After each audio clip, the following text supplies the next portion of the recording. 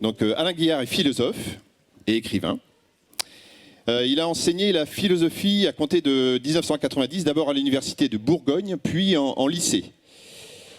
Mais en 2005, vous avez quitté l'éducation nationale, voilà, lorsque vous avez estimé qu'elle était devenue une machine à rentabiliser, d'après ce que vous dites. Voilà, entre-temps, depuis l'an 2000, vous avez décidé de prendre la route pour exposer la philosophie dans des lieux où on ne l'attend pas, avec des publics qu'on ne s'attend pas à voir philosopher.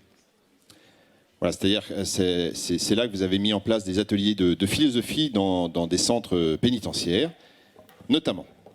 Voilà, vous étendez après votre champ d'intervention à partir de 2010 au milieu psychiatrique, hospitalier, aux unités de soins palliatifs, aux centres d'hébergement et foyers de jeunes sous protection judiciaire.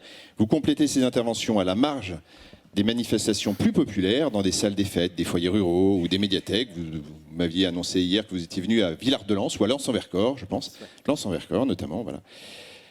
Voilà, et enfin, à partir de 2014, vous vagabondez de foire en festival, comme vous dites, de bistrot en barnum, et vous transformez l'enseignement de la philosophie en une performance canaille et populaire. Ainsi, vous voulez casser un entre-soi culturel qui participe à creuser le fossé entre les classes sociales. Et nous vous avons invité à évoquer et à travailler un thème que l'on a titré « L'acte éducatif entre contrainte et autorité ». Voilà, je vous laisse du coup la parole, Monsieur Guillard. Merci beaucoup. Messieurs, dames, du premier rang, c'est compliqué, j'ai essayé de prendre des notes, mais vous êtes nombreux et vous avez des titres qui prennent de la place sur une feuille blanche. Les directeurs, tout ça. Eh bien, voilà, donc je suis le deuxième philosophe et j'arrive pendant l'hypoglycémie. Ça fait quand même 2 mauvais points pour moi. Déjà, ça fait un peu Raymond Poulidor. Je vais essayer malgré tout de réfléchir avec vous au titre. Je vais le regarder vite fait pour me le remettre en mémoire. Voilà. L'acte éducatif entre contrainte et autorité. Voilà, donc je vais réfléchir un petit peu avec vous comme ça sur la notion d'éducation. Et puis, si vous voulez, le problème, enfin c'est pas vraiment un problème, mais disons, habituellement ou communément comme ça, on fait une espèce d'opposition. On fait une espèce d'opposition, mais enfin vous savez, je dis on. Une espèce d'opinion commune, d'opinion la plus répandue. Et l'opinion la plus répandue, elle laisse à dire que là où il y a de l'éducatif, il y a le souci de prendre en compte l'épanouissement de l'enfant. Là où il y a de l'éducatif, il y a le souci de mettre l'enfant au centre des dispositifs. Donc tout ça est plutôt marqué au sceau de la liberté. J'emploie encore un autre mot qui est très à la mode. Tout ça est marqué au sceau de la bienveillance. Genre, vous voyez un peu tous ces mots, grâce à quoi l'autre a été élu. Et en vis-à-vis, vous avez le vocabulaire de la contrainte, le vocabulaire de la répression, voire parfois le vocabulaire de la violence faite ainsi comme ça à l'enfant. Alors, ce que je vais essayer de faire, je vais essayer un petit peu de circuler comme ça, tricoter entre ces 2 concepts, et puis à la fin, dans le 3e mouvement, vous voyez, je vais parler un peu d'autorité, parce que toujours, les philosophes, c'est important de le stipuler, je le dis toujours, mais c'est important de le rappeler, le propre du philosophe, c'est qu'il travaille toujours en 3 parties. Alors, sauf mon camarade, tout à l'heure il en a fait que 2, donc il n'est peut-être pas complètement philosophe. Je viens un peu derrière pour le corriger, si tu veux. Mais la vérité, c'est que le philosophe, il fait 3 parties.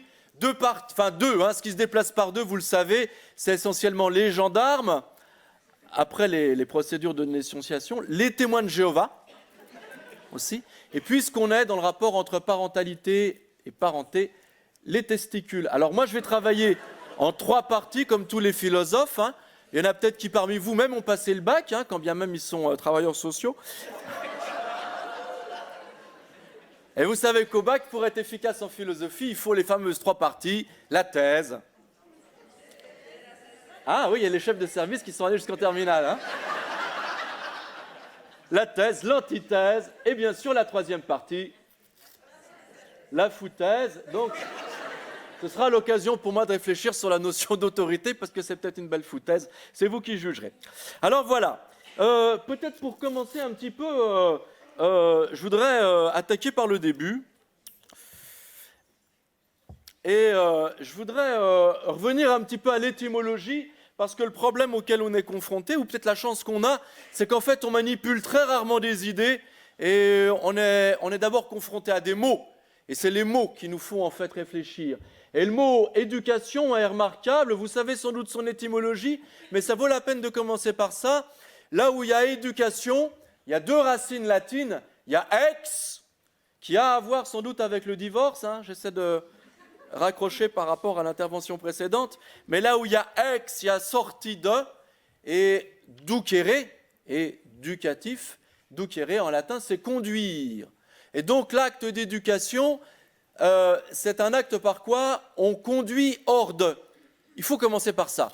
C'est-à-dire que, d'ailleurs, je ne peux même pas dire l'acte d'éducation, j'ai envie de parler le processus éducatif.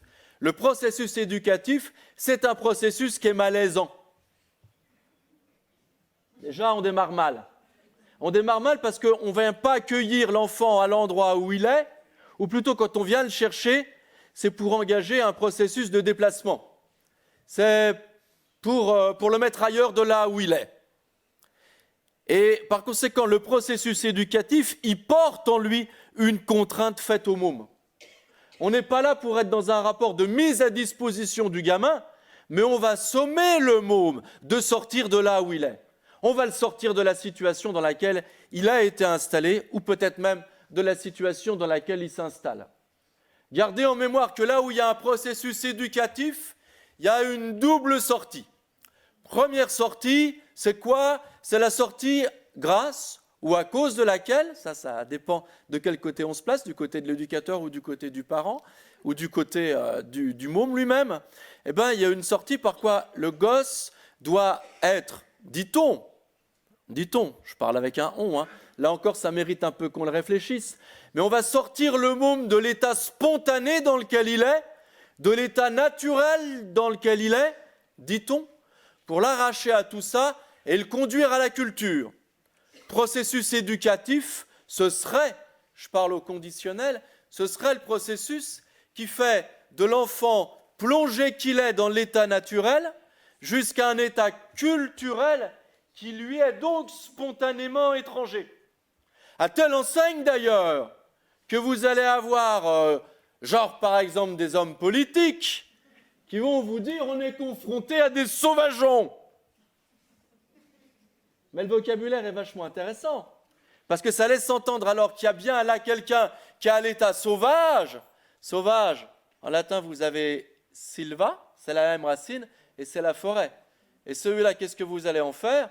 Vous allez l'arracher du milieu sauvage, le sauvageon dans lequel il est, et puis vous allez, vous, qui êtes trop éclairés, genre votre race, vous êtes les éducateurs, et vous allez les conduire où?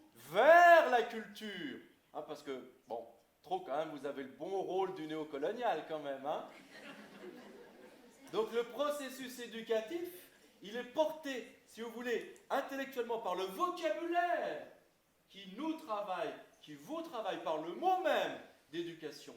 Il laisse entendre qu'il y a une jeune pousse et que cette jeune pousse, abandonnée à elle-même, à la profusion naturelle de ses élans vitaux, spontanés, vous allez vous intervenir pour redresser cette plante sauvage avec des tuteurs.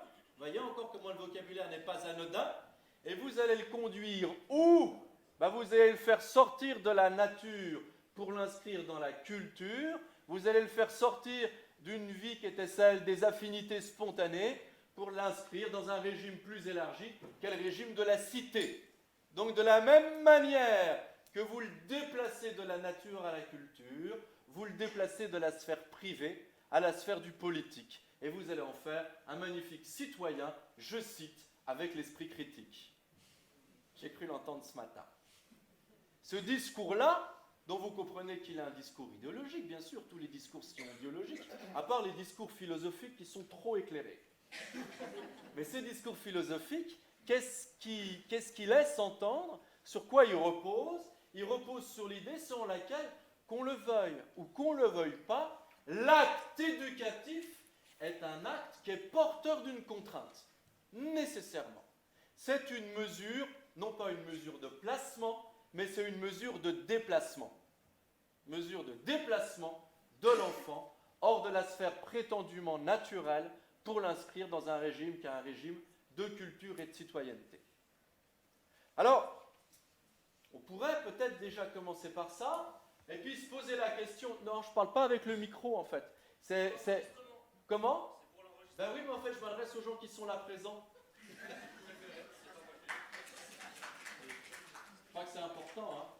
Mais c'est pas grave, en fait, après on va sous-titrer.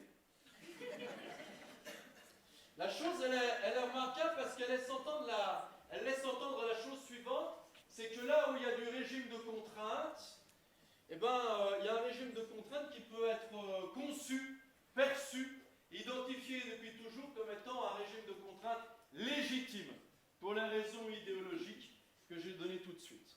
Et c'est la raison pour laquelle, au moment où on rentre dans des préoccupations qui sont les préoccupations émancipatrices, là encore c'est le vocabulaire que j'ai entendu ce matin, au XVIIIe siècle, beaucoup de philosophes, parmi lesquels un type comme Kant, on connaît Kant à Grenoble? Kant est un philosophe, hein? Kant est un philosophe car il est allemand. Le philosophe est allemand. Des fois, il est un peu grec. Mais le philosophe aussi est mort. Kant est allemand et mort. C'est un vrai philosophe. C'est pourquoi je le cite, hein. BHL n'est pas très allemand, pas très mort, bientôt peut-être, donc pas philosophe. Hein. Kant, pour revenir sur lui, au moment où au XVIIIe siècle on est vraiment habité par la pensée qui est la pensée de l'émancipation, la pensée des Lumières, il va écrire un traité de pédagogie. Rousseau, vous connaissez Rousseau? Rousseau, les gens connaissent, hein. Il est français, dit-on, enfin il s'est réfugié en Belgique. Il a écrit aussi de belles pages qu'il a consacrées à l'éducation. Et ces penseurs sont remarquables pour nous parce qu'ils réfléchissent à l'émancipation, ils réfléchissent à l'éducation, et eux aussi pensent la nécessité d'un régime qui est un régime de contrainte. Même chez Rousseau, on y reviendra peut-être un peu plus tard, tout à l'heure, mais je ne vais pas rentrer dans le détail. Mais je vais m'arrêter un peu sur Kant. Et on va voir en quoi, chez Kant, effectivement, il y a vraiment de la contrainte. Il nous dit la chose suivante, et je l'ai entendu tout à l'heure, l'enfant de lui-même ne peut pas s'émanciper. L'enfant de lui-même ne peut pas s'éduquer. Et si le parent, si l'éducateur dit « Non mais je lui ai laissé suffisamment d'autonomie, il se débrouille tout seul », en fait, ce n'est pas rendre service à l'enfant, dit-on, c'est au contraire l'abandonner et le livrer à la déshérence. Et l'analyse de Kant, elle est vachement intéressante, et je résume en 2 mots, très rapidement. Il dit la chose suivante, et vous allez voir qu'on s'installe dans un très chouette paradoxe. Il dit, il faut que l'enfant de mineur, il devienne majeur. Mais ce n'est pas qu'une question d'âge, c'est aussi une question d'autonomie morale. Ça veut dire qu'un gamin qui devient un adulte, c'est quelqu'un qui a réussi à rentrer dans l'autonomie, et quand vous êtes rentré dans l'autonomie, mot à mot en grec, ça veut dire quoi? Vous êtes capable à vous-même de vous donner vos propres règles. Vous êtes capable d'exercer la liberté. Mais pour rentrer dans le régime de la liberté, de quoi vous avez besoin? De quelqu'un qui vous y pousse et vous y conduit. Et c'est tout le travail de l'éducateur. Et c'est tout le travail du parent. Et c'est très paradoxal cette situation. Pourquoi? Parce que c'est celui dont vous avez besoin pour ne plus avoir besoin de personne. L'éducateur, le parent, celui qui travaille à l'acte éducatif, c'est celui, l'expression est de Kant, elle est magnifique, c'est celui qui vous contraint à être libre. Donc au cœur de l'acte pédagogique, au cœur de l'acte éducatif, il y a une contradiction qui est assez fascinante, qui est assez passionnante. C'est que l'éducateur est la personne qui est indispensable pour ne plus l'être. Vous voyez ça? C'est malaisant pour l'éduqué, mais c'est aussi malaisant pour l'éducateur. Malaisant pour l'éduqué, parce qu'en fait, on le contraint à devenir autre, et malaisant pour l'éducateur, parce qu'on l'exhorte à être dans une position qui devrait être à la fois une position indispensable et une position qui doit travailler à sa propre disparition. Vous voyez ça? Alors, je vais vous raconter je vais vous faire cas d'une vignette clinique. Parce que des fois, comme ça, quand on fait des vignettes cliniques, les gens, ils aiment bien parce que ça donne un côté vivant. Alors, je vais revenir vers le micro, d'ailleurs, pour que ça soit encore plus vivant. Comme ça a été précisé tout à l'heure en introduction par monsieur le directeur, je suis intervenu pendant 2-3 ans avec vos collègues de la PJJ. Et c'était sur des enfants qui étaient en CEF à Nîmes. Alors à Nîmes, le CEF, ils l'ont vraiment placé dans une volonté de suivi pédagogique. Il est sur un peu super loin. Et en fait, il y a un lycée. Après, il y a une gendarmerie. Après, il y a la maison d'arrêt. Après, il y a le crématorium. Et après, il y a le CEF. Et donc, tu suis le périph' et tu ne peux pas te tromper, tu finis, en fait. Après la mort, hein, tu finis au CEF. Je veux dire, ça inquiète sur la mutation quand tu reçois quand même le papier. Hein. Et donc, au CEF de Nîmes, ce qui était intéressant, c'est que avec la PJJ, avec le foyer de l'eau bouillie, on avait mis en place un dispositif où je venais les jeudis, je me souviens plus, c'était une fois toutes les 3 semaines, et je travaillais avec les jeunes gens, et bien sûr en présence des éducateurs. Et donc, on philosophait. Et j'avais invité les éducateurs à discuter auparavant avec les jeunes gens pour savoir un petit peu de quel sujet ils avaient envie de parler. Et il y a une semaine, il y avait Faïd Redouane. Vous vous souvenez de Faïd Redouane? Hein, c'était ce braqueur qui avait monté ses bracos en prenant des images de cinéma, qui passait régulièrement à Canal, qui était un peu le beau gosse comme ça, qui était un peu à la mode dans les années 2000. Il s'était échappé et il s'était fait rattraper. Et la question que se posaient les jeunes gens, c'était qu'est-ce que c'est qu'un héros? Alors, on avait un petit peu discuté de ça. Alors très vite, ils considéraient que Faïd Redouane n'était pas vraiment un héros parce qu'il s'était fait attraper. Ce qui est finalement pas faux. Puis ensuite, ils essayaient de trouver des figures de héros. Alors après, ils étaient partis sur la figure de... comment s'appelle-t-il Escobar. Héros positif, hein, puisque tout l'argent qu'il avait gagné à la sueur du front de ses dealers, en fait, il voulait le réinvestir pour éponger la dette du pays. Donc on est face à une personnalité qui est quand même habitée d'un cœur simple et à la fois bon. Donc je veux dire, c'est pas... Bon, là, je voyais un petit peu les éducateurs blêmir, si vous voulez, quand même. Là, il y avait quelque chose qui était un petit peu dérangeant. Et puis ensuite, chemin faisant, on s'est rendu compte que le problème, c'est bien beau d'effacer la dette une bonne fois pour toutes, mais qu'est-ce qui assure ensuite que la dette ne va pas être à nouveau creusée? Et donc, c'est bien gentil d'être héros par le cœur et par la générosité, mais enfin, si on n'a pas un poil de jugeote, ça fera que la situation risque de se reproduire. Et entre-temps, peut-être que les fonds du baron seront vidés. Et donc, ça a mis vraiment les jeunes gens en perplexité. Et ils se posaient la question de savoir si le héros, il n'avait pas, bien sûr, avoir des fonds, hein, comme Pablo Escobar ou le patron de LVMH, mais que... En plus, il fallait aussi derrière qu'il y ait peut-être un poil de jugeote, peut-être aussi qu'il a pensé de manière originale, âpre et peut-être contre son temps. Bon, alors il fallait trouver un dealer intelligent avec un vrai programme politique. Bon, et là on s'abîme dans la réflexion les uns les autres. Et moi je ne sais pas plus qu'eux en fait. Hein. J'ai vraiment du mal à trouver un un dealer qui a un vrai programme politique intéressant qu'on pourrait soumettre à l'approbation des travailleurs sociaux qui travaillent avec nous. Parce qu'en fait, je travaillais beaucoup avec les élèves et peu avec les travailleurs sociaux qui étaient un peu blêmes, en fait, quand on essayait de voir le programme politique du dealer idéal. Et on réfléchit. Et on s'abîme dans un silence. Et ce n'était pas un silence, vous savez, lourd, comme il peut y en avoir parfois, parce qu'il y a l'hostilité des mômes. Il n'y avait pas du tout l'hostilité des mômes. C'était même tout le contraire, en fait. C'est-à-dire, les mômes comprenaient que j'étais complètement dépassé par ce qui y arrivait. Les éducateurs aussi, et vraiment, ils cherchaient la solution. Et ce silence était un silence dans lequel nous étions ensemble désemparés. Vous voyez ça ?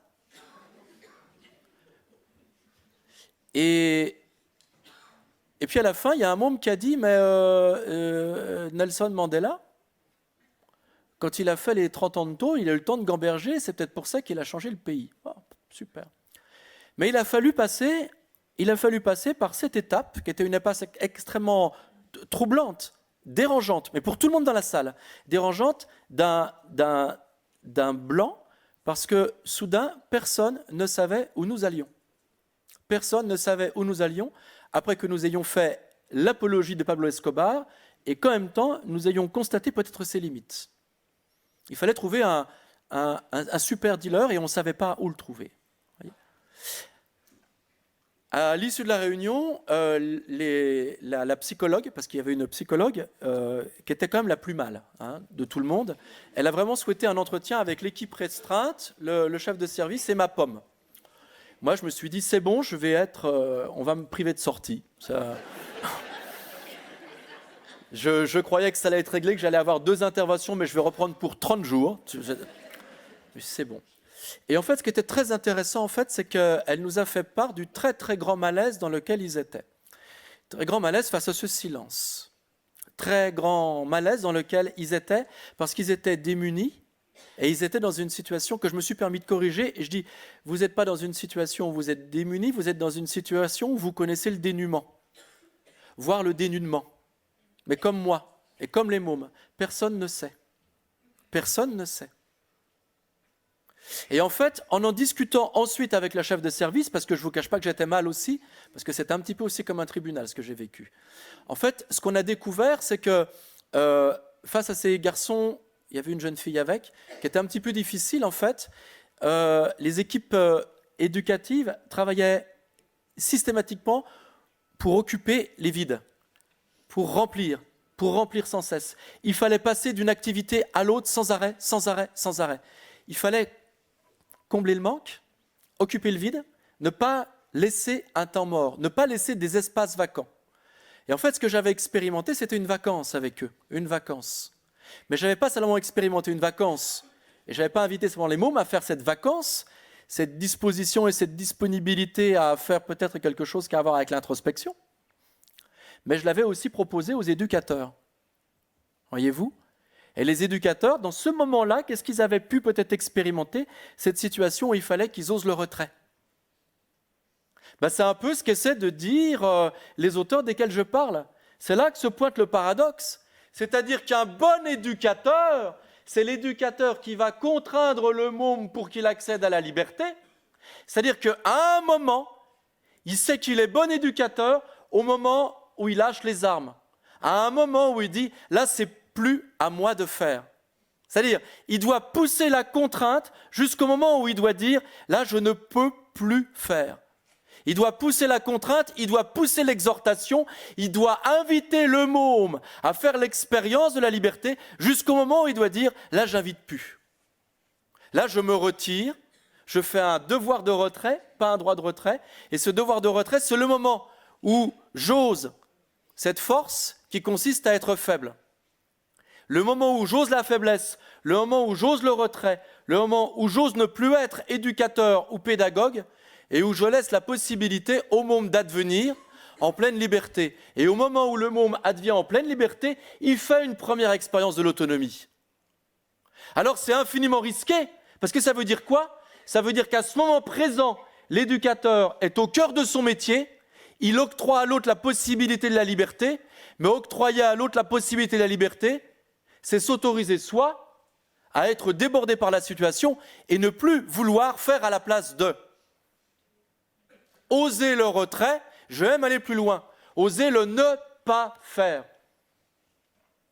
Je vais encore aller plus loin, être enfin incompétent. Alors je sais, d'après les visages que j'observe et les sourires en coin, qu'il y en a certains qui disent « enfin ». Oser l'incompétence, c'est-à-dire, là je m'incline devant une autonomie qui a été conquise. Mais ça nécessite alors un mot, qui est un mot qui est peu employé, mais qui est pourtant très important. Dans un monde comme le nôtre, qui est travaillé par une idéologie sécuritaire, c'est s'exposer au risque. Parce qu'il n'y a pas de liberté sans prise de risque. Et par conséquent, vous l'avez compris, l'acte éducatif s'accomplit absolument au moment même où j'autorise le risque. Et je me mets en retrait. Ça, c'est quand même intéressant. Hein. C'est quand même très intéressant. Donc, j'ai pris 30 jours de plus.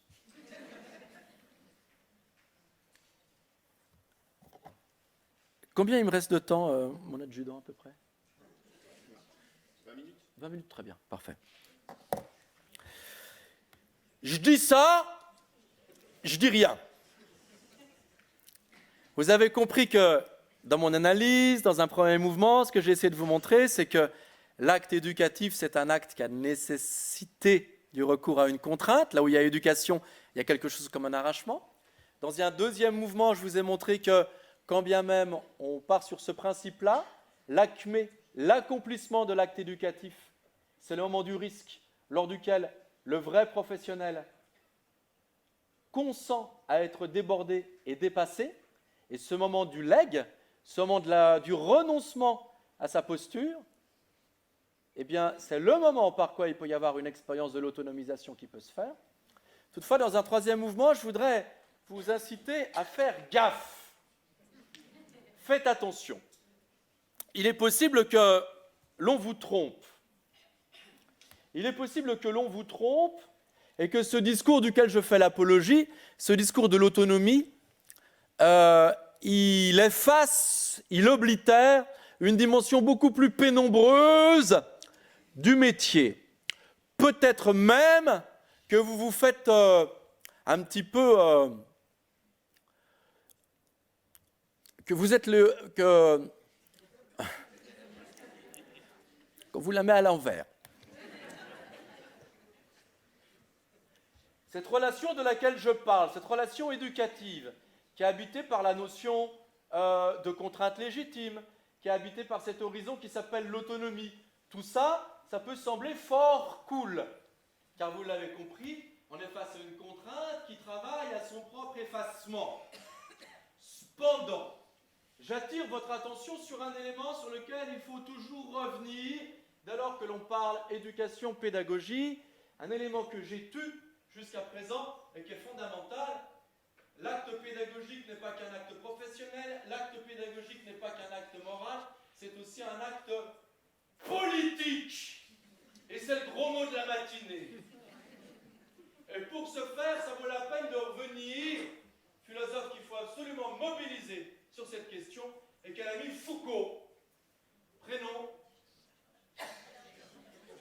J'ai eu peur, j'ai eu très peur, mais on est bien tous d'accord que c'est Michel. L'ami Michel Foucault nous dit, Gilles Deleuze, qui était l'un de ses amis, est mort, c'est un vrai philosophe, avant qu'il n'ait eu le temps de réfléchir sur ce qu'il appelle la société de contrôle. Quelques mots sur cette société de contrôle. Avant la société de contrôle, jusqu'au XIXe siècle, surtout au XIXe siècle, pardonnez-moi, il y a la société disciplinaire. Qu'est-ce qui caractérise la société disciplinaire? Les contraintes sont extrêmement violentes, très objectives. Il y a des punitions, il y a des disciplines, il y a des sociétés où on vise à éduquer l'enfant, à le redresser, mais on n'a pas peur des sévices physiques. On n'a pas peur de la contention. On est bien dans des sociétés qui sont à caractère disciplinaire. On pourrait croire, attention, on pourrait croire que depuis 1945, depuis les années 50, Nous en avons fini avec les sociétés disciplinaires et nous sommes rentrés dans des sociétés qui donnent la possibilité aux enfants d'accéder à une plus grande émancipation parce que la contrainte reflue, parce que la discipline reflue, parce que les sévices corporels refluent, parce que les coups de règle refluent, parce que le fait d'être ligoté au lit reflue, ligoté au lit par des infirmières à forte... Je me calme. On pourrait croire alors qu'on a fini avec la société qu'elle a constaté des élèves. C'est aussi une des raisons pour lesquelles je ne voulais pas que tout cela soit enregistré. Parce que ma mère visionne tout. Et vous ne connaissez pas ma mère. Moi-même, je n'ai pas réussi à en faire le tour. Et non pas simplement pour des raisons de circonférence. Enfin, revenons à ce que je disais avec Foucault. Foucault nous dit qu'il faut démanteler cette idéologie qui nous fait croire que nous en avons fini avec la contrainte et que nous sommes simplement dans des actes éducatifs qui visent à l'effacement de la contrainte pour conquérir l'autonomie. Car Foucault nous dit que nous sommes dans des sociétés de contrôle. Qu'est-ce qui caractérise les sociétés de contrôle? Revenu à l'étymologie, nous en savons un peu plus. Contrôle. Contra, contre, en face, devant, vis-à-vis, confronté. Rolum. Rolum, rotulus. En latin, c'est quoi? C'est ce qui se déroule. Voyez le geste que je fais? C'est un texte qu'on déroule chez les Romains. Je suis sur scène, je joue un rôle. Pour m'assurer que je connaisse bien mon rôle, je déroule le rolus, le rouleau, qui a donné le rôle. Et en face de moi, il y a le metteur en scène, il y a celui qui a peut-être aussi écrit le texte, l'auteur, et tous deux s'accordent pour savoir si je dis bien le texte, en le ponctuant et en l'intensifiant affectivement à l'endroit où il faut qu'il soit ainsi bien joué. Contrôle. Une société de contrôle est une société qui n'est pas une société de liberté. Une société de contrôle n'est pas une société où la contrainte a disparu au bénéfice de l'autonomie. Une société de contrôle est une société dans laquelle je n'ai plus besoin de la contrainte, je n'ai plus besoin de la discipline, je n'ai plus besoin des sévices physiques, parce qu'en fait, il y a en face de moi des gens qui sont suffisamment dociles, suffisamment anticipateurs pour avoir appris le rôle qu'ils doivent jouer et donner l'illusion de la liberté et l'autonomie. Vous comprenez ça? C'est très très important, parce que ça veut dire que parfois dans les services, vous avez des enfants, vous avez des familles dont vous croyez que vous respectez l'autonomie, dont vous croyez que vous les incitez à construire toujours plus l'autonomie, avec bienveillance. Alors qu'en fait, par des dispositifs extrêmement fins et complexes, qu'est-ce qui se met en place? Des procédures de contrôle, invisibles, discriminatoires, sélectives, qui font que vous avez en face de vous et que vous allez récompenser celui qui donne l'illusion de conquérir une liberté, celui à qui vous-même, en jouant votre rôle et en faisant semblant d'y croire, vous donnez l'impression que vous lui avez fait le cadeau de l'autonomie, alors que les uns comme les autres savent très bien, dans cette comédie de dupes, dans ce jeu, oui, mais dans ce jeu de dupes, que chacun joue la comédie, parce qu'à la fin, la paix sociale est garantie.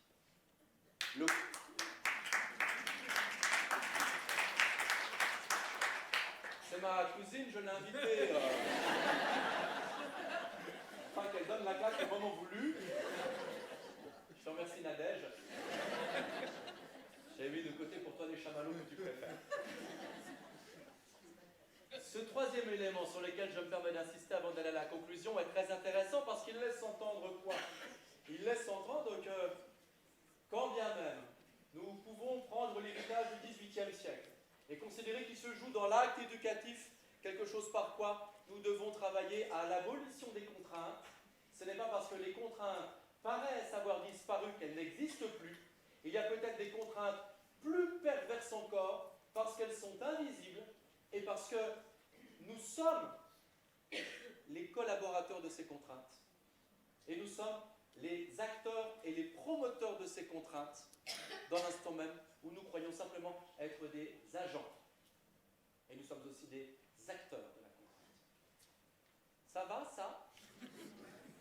Si je m'arrête là, l'expression. C'est pourquoi il est temps maintenant, en conclusion, d'aborder le dernier terme, et que le terme de l'autorité. Combien de temps me reste-t-il, s'il vous plaît, mon ami? 10 minutes, mais c'est magnifique, c'est super.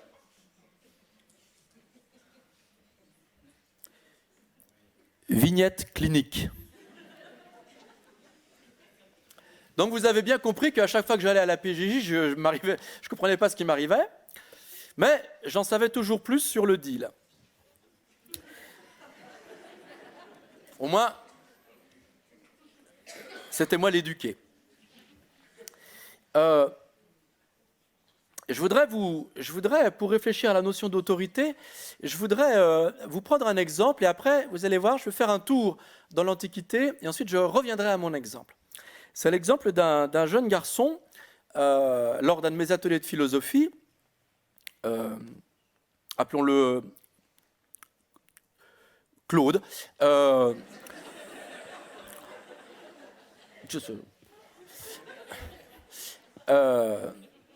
qui manifestait une très grande et une très vive hostilité et qui ne voulait absolument pas du tout venir à l'atelier philo. Et il m'en a fait une vive remontrance. Et je lui ai dit, mais écoute, on a au moins ça en commun, parce que je ne te cache pas que je n'ai pas trop envie non plus. Je lui dis, mais quoi faire, comme dit mon visagiste. Alors, il me dit, moi je serais beaucoup mieux dehors. Je lui dis, ben, encore un point commun, Claude. Il me dit, je serais beaucoup mieux dehors à dealer. Il disait, je fais commerce de la C. Bon. Ah, je dis, bah écoute, je ne connais pas. À part occasionnellement, enfin, je ne connais pas. Et comme finalement on s'ennuyait tous, et qu'on était dans un mauvais silence, qui n'était pas un silence qui était un tremplin vers l'autonomie, mais qui était un silence de l'effondrement, j'ai dit donc à Clo-Clo, je lui ai dit, écoute, quitte à être là, comme vraiment on s'emmerde tous, explique-moi, j'aimerais vraiment bien. Et Claude nous a expliqué en fait comment il avait mis en place son réseau dans son quartier. Et je ne vous cache pas qu'il était passionnant et extrêmement compétent. C'était un garçon qui vraiment était parti du principe qui était le suivant. Il avait arrêté les études pour une raison qui était absolument fondée. Il voulait initialement faire des études de commerce, parce qu'il voulait faire de la maille et puis être dans le bise. Ce qui est à peu près normal. Hein. Rares sont les gens qui, comme vous, se sont plantés et travaillent dans les services publics. Alors, on n'est pas là quand même dans la vie pour se faire emmerder, je veux dire. Et donc, Clo-Clo de dire, bon, moi très vite, j'ai compris que le nerf de la guerre, c'était l'argent, et que l'éducation nationale, je le dis avec mes mots, pas les siens, hein. Enfin, quand il parlait de l'éducation nationale, c'était avec un vocabulaire peut-être plus interjectif. Hein. Mais il disait, c'est pas dans l'éducation nationale que je peux trouver un travail qui va me permettre... d'ailleurs, il est hors de question que je trouve un travail, hein, puisque ce qui m'intéresse, c'est l'argent, c'est pas le travail. Hein. Et là encore, on voit quand même qu'on est face à un garçon qui a une bonne assise intellectuelle, qui a un jugement assez acéré. Et il me dit, voilà, j'ai constaté aussi la chose suivante, c'est que on ne peut gagner de l'argent qu'à la condition que l'on vende des choses. Et parmi les choses que l'on peut vendre, le plus important, c'est vendre des choses où on peut maximiser le prix tout en minorant les frais, qui sont les frais de stockage et de déplacement. Et là, il n'y a pas beaucoup de solutions pour faire ça. Minimum de matières premières avec maximum de plus-value. Faire une carrière politique. Parce que là, il n'y a rien du tout. Hein, il parle, hein, c'est du mot. Hein. C'est mieux encore qu'un camion pizza. Parce qu'un camion pizza, il faut encore un peu acheter la sauce rouge et la farine, tu vois. Après, tu vends la pizza 10 €. Un politique, il vient rien dans les poches, il ressort. Bon. Hein. Donc, politique. Mais Clo-Clo il avait survêt du FC Barcelone et tout, ça va pas en politique pour l'instant, ça marche pas. Donc, camion pizza, non, c'était pas sa culture, comme il disait. Donc, troisième solution, la C, parce que la C, effectivement, vous avez une plus-value énorme, sans avoir besoin d'avoir un stockage, sans avoir besoin d'avoir un déplacement de matières premières important, avec éventuellement le risque de payer la douane.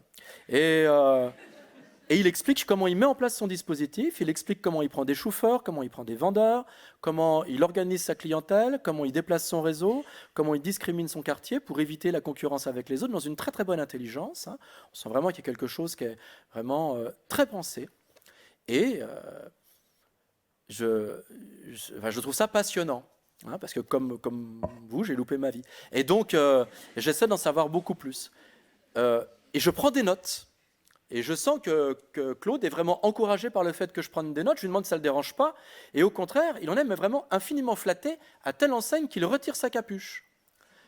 Et il continue son cours. Et à la fin, je le remercie. Mais j'avais vraiment appris quelque chose. Alors, la psychologue, qui était là encore, a demandé une réunion avec l'équipe. Elle a fait une proposition à 60 jours.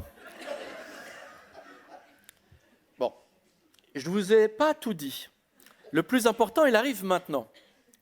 C'est au moment de nous saluer et de prendre congé les uns des autres. On s'en va, et puis moi j'avais dit, ce qui est important, c'est que tous les 15 jours on se voit, mais pendant les 15 jours, et que les équipes éduques se retrouvent avec les gamins, discutent avec eux, fassent un retour sur investissement, pour parler comme Claude, voir un petit peu qu'est-ce qui émerge, si ça a appelé d'autres questions. Mais j'avais dit, on n'en discute pas à la fin de la séance, parce qu'à la fin de la séance, les gosses sont travaillés par le sujet qu'ils viennent d'avoir, et ils ne pourront pas en imaginer un autre, puis il faut laisser reposer la pâte, pour parler comme les camions pizza. Bon. Et là, en fait, à l'issue de la séance, Claude reste assis, alors qu'il n'avait tous qu'une envie, comme d'habitude, c'était se barrer pour fumer une clope. Il reste assis, et il dit... moi, je voudrais bien parler de quelque chose dans 3 semaines. Je lui dis, Claude, écoute, je suis super. Moi, si tu me fais une petite leçon maintenant sur les extas, je suis à fond. Il me dit, non, je voudrais. En fait, il dit, c'est bizarre. Alors, pareil, je le dis avec mon vocabulaire. Il me dit, je suis en contact téléphonique par texto avec une jeune fille, et ça fait plusieurs jours déjà. Mais c'est bizarre parce qu'au début je voulais la ken, ça devait être une Barbie, et maintenant en fait je passe beaucoup de temps en fait à faire du texto, et c'est bizarre ce qui m'arrive. Et il y a un truc aussi, continue Claude, c'est que quand je fais pas des textos, ça me manque, et même c'est trop bizarre. Je pense à elle. Et j'aimerais bien parler de ça parce qu'en fait, j'arrête pas de l'avoir dans la tête, elle. Et je lui dis, mais dis-moi, Claude, tu voudrais qu'on parle de l'amour la prochaine fois? Et elle me dit, ouais. Et en fait, c'est de ça qu'on a parlé en fait avec la psychologue. Voilà. Et là, la chose était quand même remarquable. La chose était remarquable. Et là, il s'est vraiment passé quelque chose. Il s'est passé quelque chose. Qu'est-ce qui s'est passé? Et j'y viens maintenant avec la notion d'autorité. Qu'est-ce que c'est l'autorité? L'autorité, la première fois qu'elle est définie, elle est définie par Tite-Live. C'est pas grave. C'est pas grave. Tite-Live, auteur romain qui écrit l'histoire de Rome. Et il dit, au début, Rome, alors tout le monde connaît l'histoire de Romulus et Rémus. En fait, avant Romulus et Rémus, il y a une histoire antérieure. Et Tite-Live raconte l'histoire qui précède l'histoire. L'histoire qui précède l'histoire. Et raconte l'histoire suivante. Il dit, il y a un mec, c'est l'histoire d'un mec, il dit comme ça Tite-Live, c'est un mec qui s'appelle Évandre. Évandre, ça vient d'une racine grecque, heu, et puis andros, un bon homme. Un bonhomme. Il vient de la ville de Troie, qui s'est fait casser. C'est l'Asie mineure, c'est la Libye. Et il fuit le pays et il arrive ici en Occident. Il arrive dans la population qui vit au bord du Tibre. C'est une population qui n'a pas encore connu Rémus et Rémus. C'est une population à l'état naturel. c'est une population qui est encore empreinte de sauvagerie, pourrait-on dire, les sauvageons. Il faut un peu d'élevage. Et il n'a rien pour lui, Évandre. Il a ses troupeaux, il a sa mère. Enfin, sa mère est beaucoup pour lui. Ça, si on peut le couper au montage. Enfin, je veux dire, il a sa mère. Sa mère s'appelle Carmenta. Carmenta, on retrouve une racine qu'on a dans Carmen. Prends garde à toi. Carmen, ça vient de... Vous avez la racine charme, cantique, le chant. Et Carmen, effectivement, est une sorcière. C'est la mère d'Évandre, de bonhomme. C'est la mère du bonhomme. La mère du bonhomme, c'est une sorcière qui ne sait que chanter. Et lui, Évandre, il ne sait pas chanter, c'est pas un sorcier. La seule chose avec laquelle il vient dans ses bagages, c'est des tablettes de cire, d'argile et un stylet. Parce que lui, la seule chose qu'il sait faire, c'est écrire. Il ne sait pas chanter comme sa mère, il sait écrire. Elle sait chanter, parler, moduler la voix, suivre des mélodies, être inspiré. Lui, il ne sait rien de tout ça. Comme quoi, des fois, effectivement, la transmission, c'est trop la galère. Mais Évandre, il sait écrire et il connaît son alphabet. Alphabet, d'ailleurs, c'est la racine qui est une racine grecque. Et alors, quand il est face comme ça à ces sauvageons autour du Tibre, qu'est-ce qu'il fait ? Comme il n'a rien d'autre à leur offrir que l'alphabet, il leur offre l'alphabet. Et Tite-Live nous dit, et il gagne une reconnaissance, une estime de la part des habitants du Tibre, de ceux qui seront bientôt les Romains. Mais il dit pourtant, il exerce sur eux aucune domination, aucune contrainte. Il ne peut pas, parce que la guerre n'a pas été inventée. Il ne peut pas, parce que les offices, la hiérarchie n'a pas été inventée. Et Tite-Live dit cette chose formidable, il exerce une autorité, parce que l'autorité, c'est une domination sans contrainte. L'autorité, c'est l'abolition de la contrainte. C'est-à-dire, il n'a pas besoin de la domination subjective, parce qu'il remplit un office et il est respecté. Il n'y a pas de hiérarchie. Et il n'exerce pas non plus une domination objective, parce qu'il a un régime de punition qu'il peut exercer ou de représailles. Il ne représente pas la loi, elle n'existe pas encore. Il n'a pas la loi pour lui. Mais qu'est-ce qu'il a pour lui ? Il a l'alphabet. Et c'est la raison d'ailleurs pourquoi l'autorité a donné ce très beau mot en langue française qu'est l'auteur. À l'autorité, celui qui peut être l'auteur. C'est vachement intéressant par rapport à la société de contrôle. Parce que la société de contrôle, que faisait-elle de vous ? L'acteur, mais pas l'auteur. La société de contrôle vous a fait croire que la contrainte disparaissait et vous êtes tenu un faux discours sur l'autonomie parce qu'en tant qu'acteur, vous récitiez le rôle. Dès lors que vous osez être l'auteur, vous n'êtes pas celui qui récitait le rôle, mais vous êtes celui qui écrit et qui, de ce fait, n'a pas à jouer un rôle dans lequel il cultive le masque et l'insincérité. Et parce qu'il ne joue pas le rôle, mais parce qu'il est l'auteur, alors il échappe au contrôle et peut être facteur d'autonomie. Vous saisissez ça ? Vous le voyez ? J'ajoute un élément qui est très important. L'alphabet, ça sert à quoi ? Vous avez un mot qui a du sens, vous le décomposez avec les lettres desquelles il est composé. Apprendre, B, A, ba, c'est séparer les syllabes. C'est un travail, on pourrait dire, de mort du sens. Vous ne comprenez pas le mot, mais vous le séparez en des petites unités qui tuent sa signification. Mais grâce à l'alphabet, qu'est-ce que vous faites ? Vous pouvez réunifier le B à bas, faire des mots, faire des phrases, raconter des histoires, charmer, être enchanteur et retrouver en vous Carmen. Évandre, c'est la connaissance de l'alphabet, grâce à quoi ensuite vous pouvez, à la manière de Carmen, à la manière de la mère que vous portez en vous, à la manière de l'héritage, vous pouvez alors vous inscrire dans ce qui s'appelle la narration. Donc être auteur, c'est à la fois la maîtrise de la langue, mais surtout la maîtrise de la narration. Et dès lors que vous êtes dans la capacité de la maîtrise de la narration, vous vous inscrivez dans une histoire, vous vous inscrivez dans une filiation, et vous devenez l'auteur de votre existence. Et à partir de là, peut-être, une possibilité vous est offerte d'échapper au régime du contrôle, ou plus ou moins de ne pas être dupe du régime de contrôle, et de retrouver une autonomie, de retrouver une émancipation. Je reviens maintenant à la fin de mon propos sur Claude. Claude, qu'est-ce qu'il a fait ? je ne gérais plus rien. J'étais l'éducateur qui avait abdiqué, qui était rentré dans le champ de la compétence, dans le non-faire, dans le retrait. Et qu'est-ce qu'il a fait à ce moment-là, Claude? Il a osé narrer sa vie. Il a cessé d'être celui qui était occupé à des tâches successives, où il passe d'un atelier à un autre sans cesse, dans une réflexion qui est toujours fonctionnelle, efficace, rentable. A, B, C, T, E. Il a appris l'alphabet. Mais ensuite, il s'en est emparé. Pourquoi faire?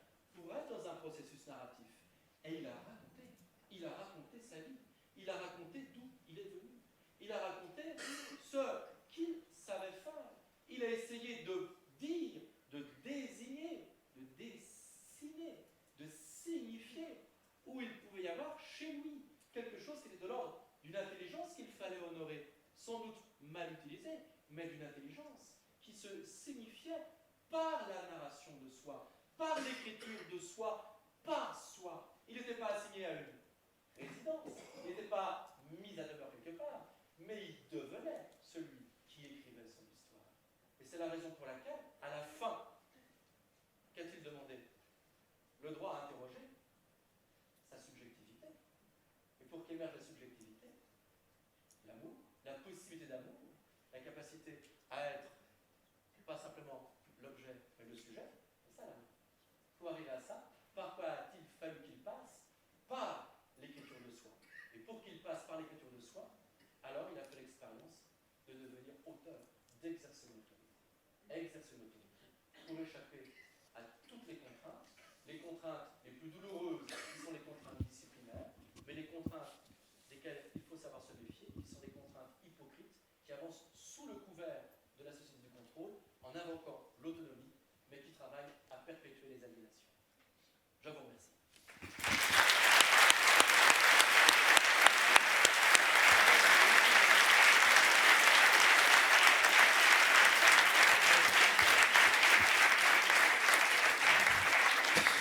Bien, merci pour cet éclairage et merci pour ces vignettes cliniques. La voix, Pavot, vous avez quelque chose à nous dire? Vous m'entendez? Oui. J'ai besoin de 3 minutes après les questions, c'est possible? Très bien. Allez, vendu. Très bien. On va enchaîner avec quelques questions, si certains ou certaines souhaitent en poser.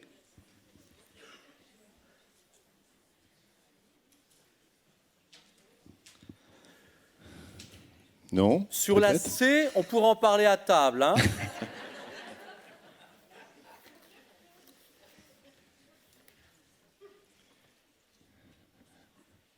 Alors moi, j'avais peut-être une question. Vous avez évoqué la question de la prise de risque.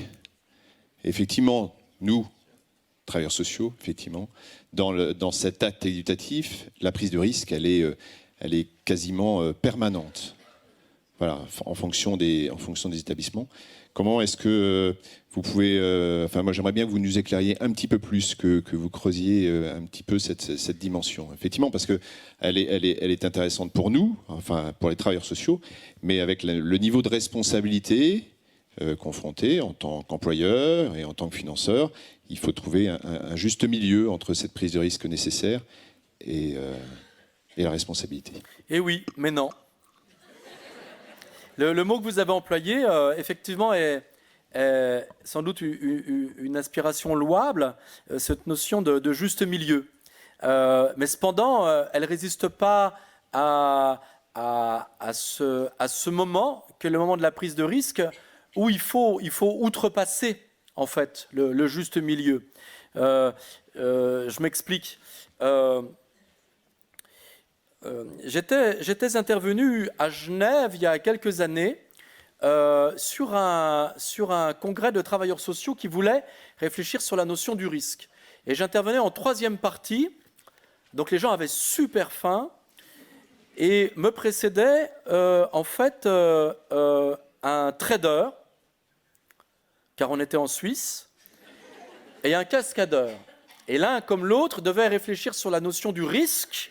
Le trader, puisque il s'agissait pour lui d'investir, pour maximiser l'investissement, et le cascadeur, puisque justement, il semblait prendre des risques. Et en fait, l'un comme l'autre ont été très très clairs.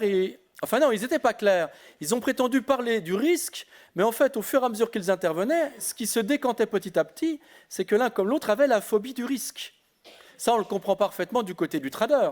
Le trader, il ne va surtout pas faire un investissement risqué, parce que s'il est risqué, il se met en danger et ce n'est pas son intérêt du tout.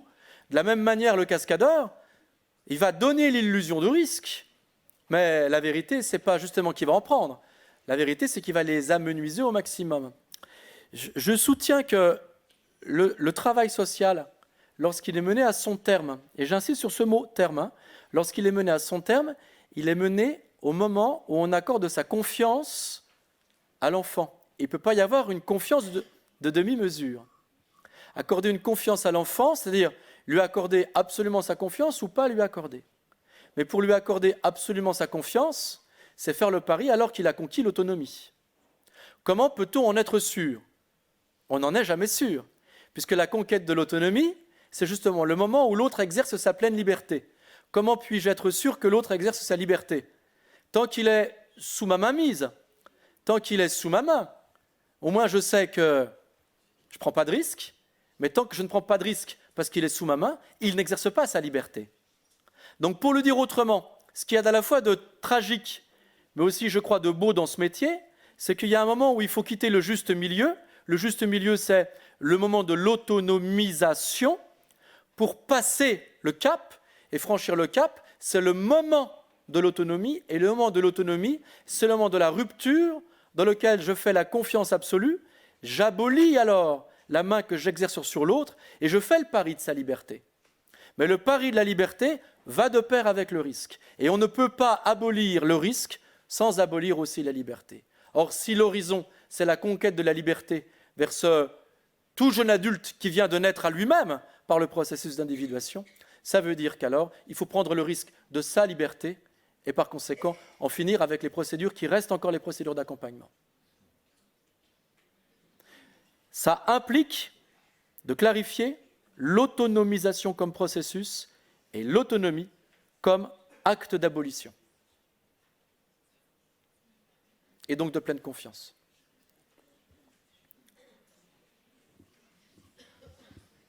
Je ne sais pas ce que ça vaut, hein, c'est vous qui bossez. D'autres questions ?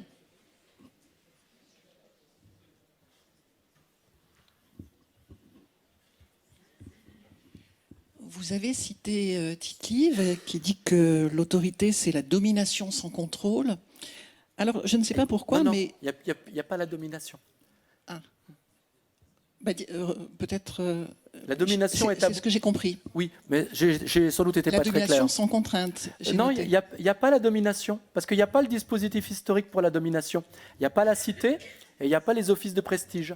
Donc il n'y a pas de domination ni subjective ni objective. Donc, tant mieux, parce que ce qui me gênait énormément, c'était que le processus éducatif qui conduise à l'autonomie se fasse via de la domination. Ça me gênait beaucoup. Non, c'est pourquoi à la fin, c'est intéressant d'aller sur l'autorité, parce que l'autorité, par quoi je fais autorité, je deviens l'auteur et pas l'acteur, qui fait plaisir à celui qui l'a mis sur scène. Eh bien, ce processus-là, ce processus par quoi je m'autorise à la liberté, parce qu'il n'y a que moi qui peux m'autoriser à la liberté, ce processus se fait en abolissant les dominations objectives, les disciplines, ou beaucoup plus larvées, comme les dominations de contrôle. Mais j'ai sans doute été pas très très clair et je vous prie de m'en excuser, madame.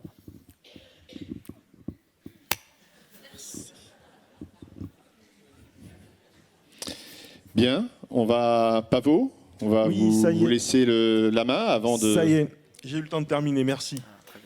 Alors, avant de passer au propos d'Alain Guyard, j'ai quand même un dessin que j'ai pas eu le temps de passer tout à l'heure à propos de ce que disait Gérard Guez sur le fait qu'éduquer, c'est orienter, sans quoi on laisse l'enfant aux influences extérieures. Alors j'avais un dessin sur ces influences extérieures.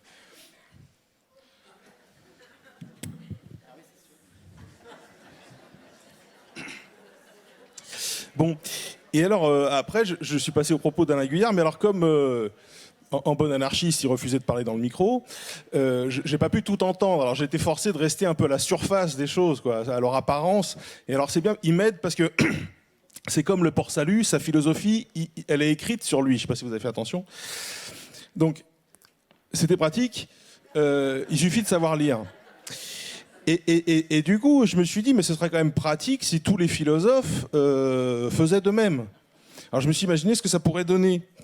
J'ai commencé par Michel Onfray, par exemple.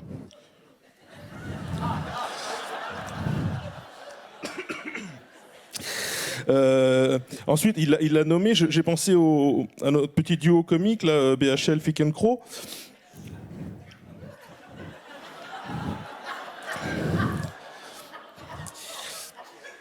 Et puis après, quand même, j'ai voulu parler des vrais philosophes, parce que c'est vrai que les philosophes vivants, on n'est jamais bien sûr qu'ils finissent par le devenir. Donc, je me suis penché sur le cas des philosophes morts. Alors, j'ai commencé par qui? J'ai commencé par Rousseau, donc, que Alain Guyard a nommé. Ah oui, ça marche pour le piercing aussi. Qu'est-ce que j'ai fait? J'ai fait Nietzsche, bien sûr. Alors bon, ça, c'est, comment vous dire? Je vous prépare, c'est un gage, hein, j'étais obligé de le faire. Qu'est-ce que j'ai? J'ai Platon, bien sûr, tout seigneur, tout honneur. Descartes, incontournable. Et puis j'ai fini par celui qui m'énerve le plus, parce que je pense qu'il a pris beaucoup trop de place, Jacques Lacan. Voilà, merci beaucoup, à tout à l'heure. Merci.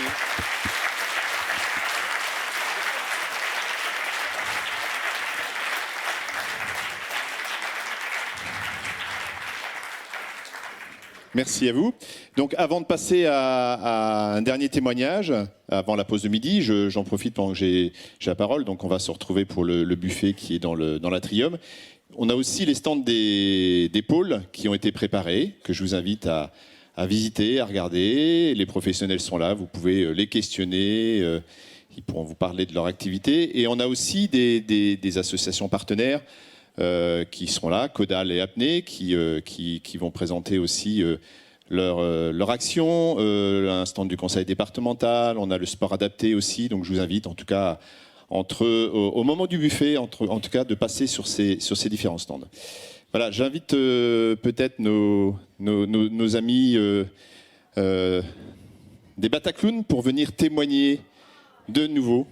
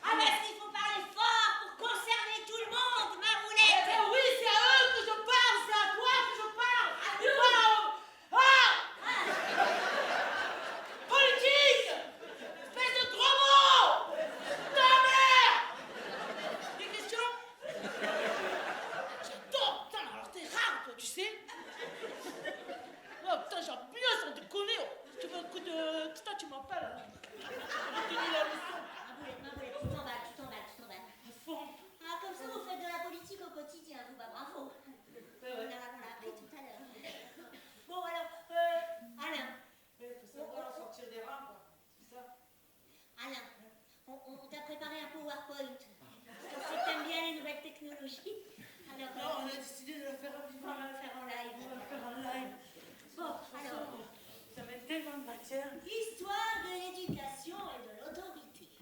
Attends, je vais me transformer de ta mère. Attends. Moi, je fais l'éduc. Attends. Voilà.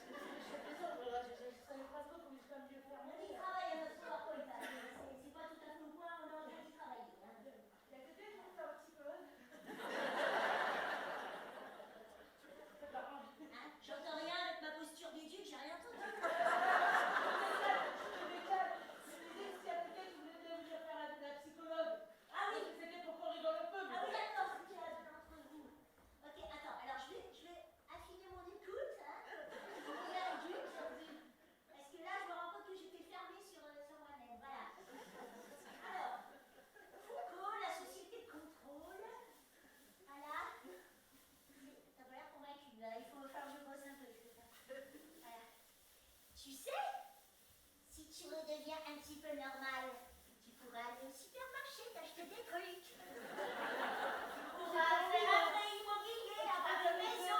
Avec la thune que je me fais quand j'allais faire mes courses au supermarché, t'es mourir ou quoi? Ah, mais bien. Moi, je vais la convaincre. C'est plus qui m'intéresse. Oui.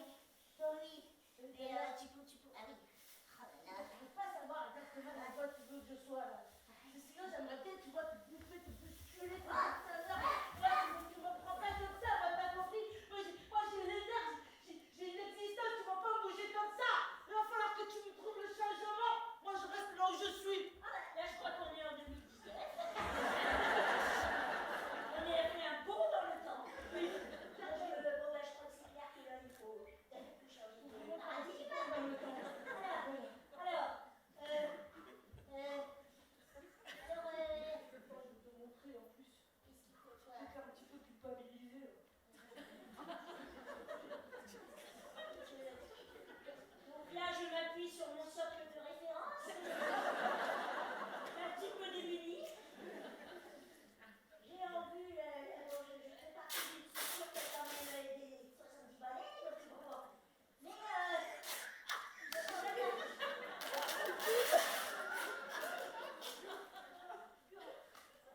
On dirait pas, mais c'est vrai. s'il vous plaît, je crois que j'ai trouvé un point commun entre nous.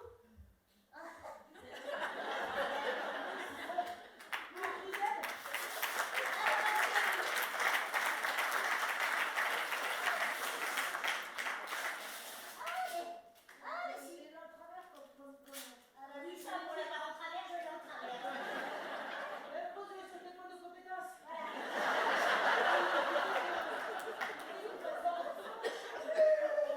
T'es démuni là, tu sais pas. Ah, bah c'est sûr que T'es une espèce de je reste bien contre mon socle des fois qu'on a pas à l'envers. Expérimente le vide. Ah oui. Expérimente le je ne sais pas. Je ne sais rien. Et le silence, ça dirait d'être Laisse différent. tomber ta Carmen intérieure. Serre-toi la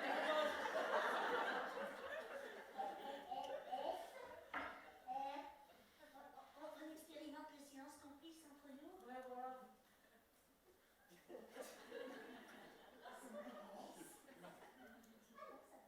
Comment ils sont? Comment tu le sens dans ce silence? Moi, je les sens vachement, tu vois. Moi, si je les voyais dans mon quartier, ils sont tous prêts à acheter de la coco, histoire de s'amuser un petit peu. Tu vois, histoire de s'amuser un petit peu. De lâcher un petit peu les éducateurs qui sont, aller faire connaître un petit peu le terrain, que moi je vis, rentrer dans ma. Ah, c'est ça, il faut donner la parole. Alors, raconte-nous, comment on vend la coco? Vas-y. Allez, vas-y. Voilà. Ben vas-y, c'est le... Tout le monde connaît la poule au pot?